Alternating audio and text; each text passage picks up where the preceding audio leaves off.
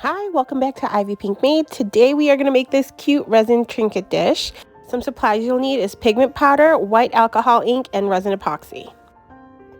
I'm using PDB Creative Studio Peachy Cane pigment powder, which is a pretty peachy pink color. You'll also need some white alcohol ink.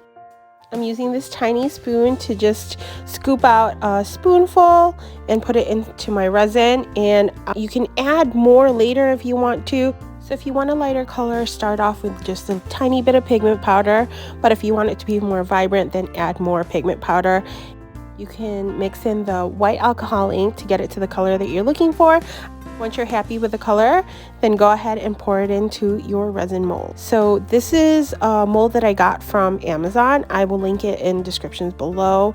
Let your resin dry for 24 hours. Then my favorite part is to unmold it. So we're just gonna peel off the silicone piece carefully, and there you go. And unmold the top part, and your trinket dish is all finished. And this is what it looks like. Isn't it so cute? I love how it looks vintage and the little line details.